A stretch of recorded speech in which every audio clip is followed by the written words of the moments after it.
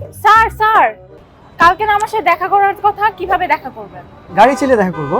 Sir একটু English একটু বলেন। সারাদিন শুধু ইংলিশ শিখতে চাও, ইংলিশ করো। আমি গাড়ি চালিয়ে তোমার সাথে দেখা করব। I will drive to meet you. কি বলবা? I will drive to meet you. আমি গাড়ি চালিয়ে আমার বাবার সাথে দেখা করব।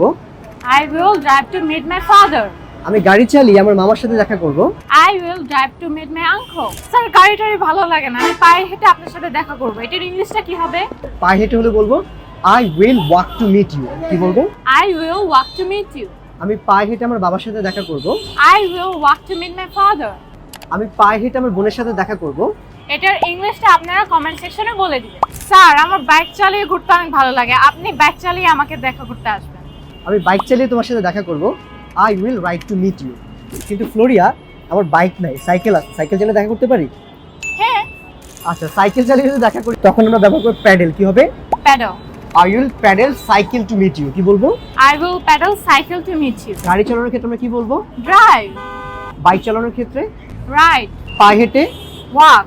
আর সাইকেল চালিয়ে। Pedal. চমৎকার ইংলিশ কিন্তু আমরা শিখলাম। এখন আপনারা সবাই drive, ride, pedal and walk দিয়ে আপনারা সবাই আমাকে 4টা সেন্টেন্স কমেন্টে লিখে জানাবেন। এরকম ভিডিও আরো পেতে লাইক, কমেন্ট এবং শেয়ার করুন। বাই। Bye.